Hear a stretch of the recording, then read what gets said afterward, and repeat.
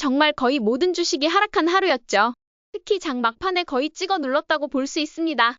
사실 저는 오늘 장 막판에 거의 1시간 동안 팔고 또 팔고 계속 매도한 날이었습니다. 내일 어떻게 될지는 모르지만 만약 급등한다면 다시 매수하면 된다고 생각하기 때문에 스윙 트레이딩 포지션으로 보유 중이던 많은 주식을 매도했습니다. 매도한 몇몇 주식들은 영상의 마지막에 최적의 매도 타이밍에서 공유드리도록 하겠습니다. 오늘은 연준 의장 제롬 파월이 아주 신중한 태도를 보이며 주식시장이 장 막판에 크게 하락하는 일이 있었습니다. 그로 인해 다우지수는 10일째 하락했고 나스닥은 무려 3.5%나 하락하는 충격적인 결과를 보였습니다.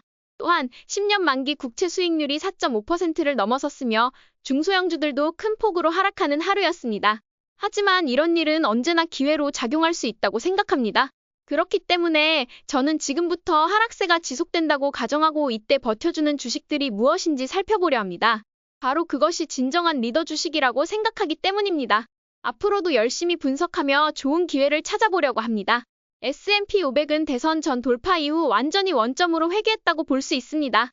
라운드 트립을 했다고 할 수 있죠.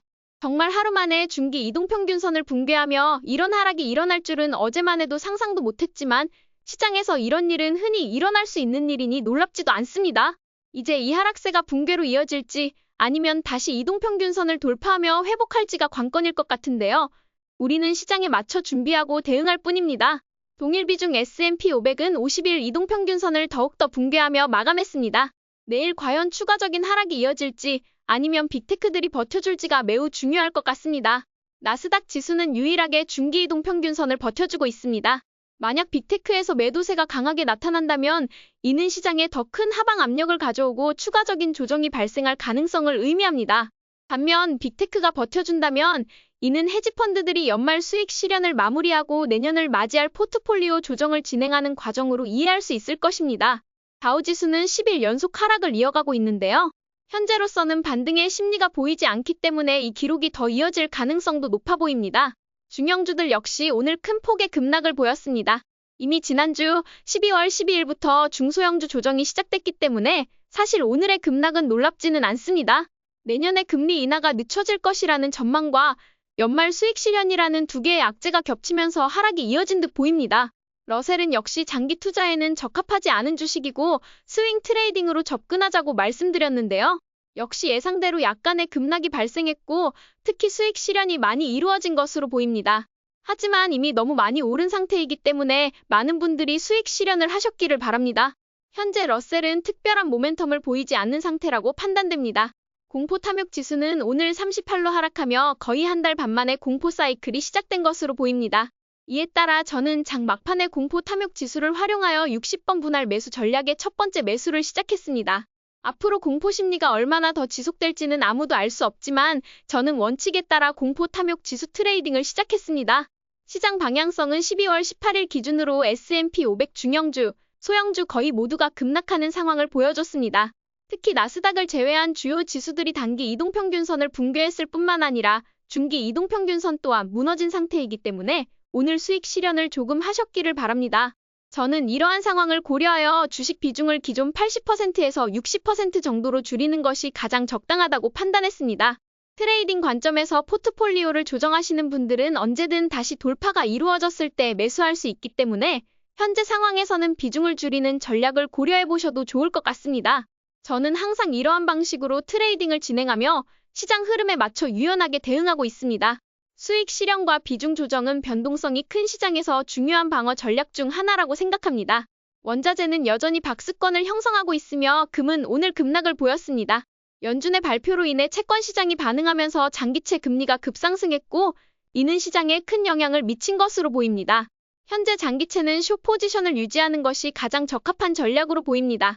비트코인은 오늘 5% 정도 하락했지만 여전히 단기 이동평균선을 유지하고 있기 때문에 매도 관점보다는 보유 관점을 유지하는 것이 좋겠습니다. 다만 스윙 트레이더들은 단기 이동평균선이 붕괴되는지 지켜본 뒤에 이를 기준으로 약간의 수익 실현을 고려할 수 있습니다.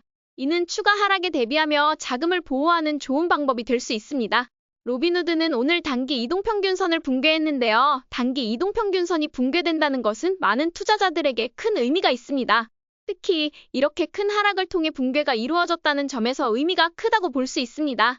저는 장기 투자에서는 로빈후드를 그대로 두었지만 단기 투자 계좌에서는 매도했습니다. 넷플릭스가 오늘 단기 이동평균선을 붕괴하면서 기술적 매력도가 크게 떨어졌습니다. 이에 따라 오늘은 단기 이동평균선을 붕괴한 넷플릭스와 메타, 여전히 버텨주고 있는 테슬라를 살펴보겠습니다. 넷플릭스는 실적 발표 이후 엄청난 상승세를 이어왔으나 이제 횡보 국면에 접어들 가능성이 커 보입니다. 그동안의 상승으로 많은 분들이 최소 20%의 수익을 얻으셨을 것으로 예상되며 저 역시 장기적으로는 넷플릭스를 꾸준히 모아가고 있습니다. 하지만 단기 계좌에서는 오늘 단기 이동평균선이 붕괴된 것을 확인하고 매도했습니다. 만약 내일 다시 돌파가 이루어진다면 재매수를 고려할 의향이 있지만 당분간은 힘이 약할 것으로 보입니다. 메타는 돌파 이후 모든 돌파를 되돌린 채 마감했습니다. 내일 이 돌파가 유지될지 여부가 중요할 텐데 오늘의 급락에도 불구하고 돌파를 유지하려는 모습을 보였습니다. 이에 저는 단기로 매수했던 포지션은 매도했으며 상황을 지켜보는 중입니다. 테슬라는 오늘 많은 하락을 기록했는데요. 그동안 테슬라를 매수하고 싶어 하셨던 분들에게는 이번 하락이 기회가 될 수 있을 것입니다. 다만 테슬라가 단기 이동평균선을 지지하며 버텨주는 모습을 보일 때 매수 타이밍이 올 것으로 생각합니다. 반면 만약 정고점을 유지하지 못한다면 단기 트레이딩 관점에서는 매도하는 것이 좋은 선택일 수 있습니다. 이제 모든 섹터 중에서 여전히 단기 이동평균선을 유지하고 있는 것은 이미소비재이며 중기 이동평균선을 유지하고 있는 것은 커뮤니케이션 서비스입니다. 이로 인해 11개 섹터 중 단 2개만이 모멘텀을 유지하고 있어 시장이 약간씩 압력을 받고 있는 것으로 보입니다. 오늘 소프트웨어 ETF IGV는 대선 이후 돌파를 유지했으나 오늘 약 4% 가까이 하락하면서 주요 소프트웨어 주식들의 매도세가 강해졌습니다. 이러한 흐름으로 보아 당분간 소프트웨어 섹터에 대한 압력이 지속될 가능성이 있으며 단기적으로는 이동평균선이 붕괴될 때 일부 매도를 고려하는 것이 좋고 장기적으로는 조금 더 하락했을 때 분할 매수를 시작하는 것이 좋을 것으로 판단됩니다. 많은 리더 주식들이 하락을 이어가는 가운데 팔란티어는 상대적으로 버티는 모습을 보였습니다. 다른 주식들에 비해 안정적인 흐름을 유지하고 있으나 당분간은 횡보를 지속할 가능성이 높아 보입니다. 오늘도 최적의 매수와 매도 타이밍이 있었던 주식들을 함께 살펴보겠습니다. 오늘은 거의 모든 주식이 하락했던 만큼 많은 매도가 이루어진 날이었습니다. 그래서 오늘 매도한 종목들을 간단히 살펴보도록 하겠습니다. 저는 현재 계좌를 여러 개로 분리하여 투자를 진행하고 있는데요. 오늘은 중기 계좌에서 50일 이동평균선을 기준으로 매수와 매도를 진행하는 전략에 따라 벌티브 홀딩스를 매도했습니다. 무릎에 사서 어깨에 판다는 저희 전략이 유효하게 작동했기 때문에 초반 하락 흐름에서 매도를 진행했습니다. 그동안 제가 자주 공유드렸던 주식들 중 다수도 매도 대상이 되었는데요. 오늘 하루는 매도 버튼을 거의 눌러대기만 한 날이었다고 해도 과언이 아닙니다. 모든 매도 종목을 다 다루기에는 너무 많아서 리스트를 준비했고 이 주식들이 다시 반등을 보인다면 저는 언제든지 매수할 예정입니다. 이 종목들은 현재 시장을 이끌어가던 주식들로 단기 계좌에서만 매도 작업을 진행했습니다. 이번 매도를 통해 대부분 수익을 실현했고 스윙 트레이딩 관점에서 20%에서 50% 가까운 수익을 기록했기 때문에 매우 만족스럽습니다. 또한 오늘은 공포 매매의 첫 단계를 시작하며 장 막판에 일부 매수를 진행했습니다. 앞으로 60번에 걸친 분할 매수를 활용할 예정이며 중간에 제가 매수한 특정 매수분이 10% 수익에 도달하면 매도를 진행할 계획입니다.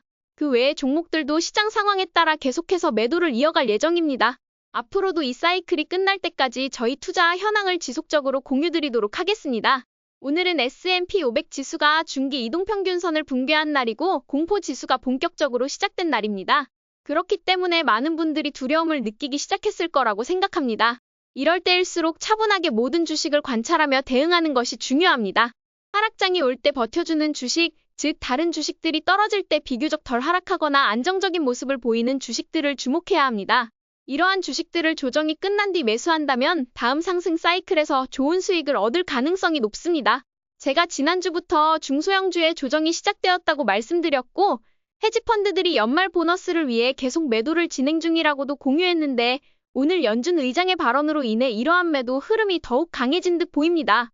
이 상황이 얼마나 지속될지는 누구도 알 수 없지만 우리는 그때그때 상황에 맞춰 매수와 매도를 적절히 진행한다면 언제나 수익을 얻을 수 있는 기회는 존재한다고 생각합니다. 오늘 매도를 많이 하셨던 분들은 매도한 자금으로 맛있는 음식을 드시면서 심리적인 여유를 찾으시길 추천드립니다. 그리고 앞으로 다가올 사이클에서 어떤 주식에 투자할지 차분히 고민하신다면 더 큰 수익을 얻을 수 있을 것입니다. 앞으로도 계속해서 최적의 매수 및 매도 타이밍이 있는 주식들을 찾아서 공유드리도록 하겠습니다. 시장의 변동성 속에서도 계획적으로 대응하며 성공적인 투자를 이어가시길 바랍니다. 오늘도 저희 전략이 재미있으셨다면 좋아요와 구독 버튼 눌러주세요. 지금까지 방구석 헤지펀드 매니저 라일라였습니다. 감사합니다.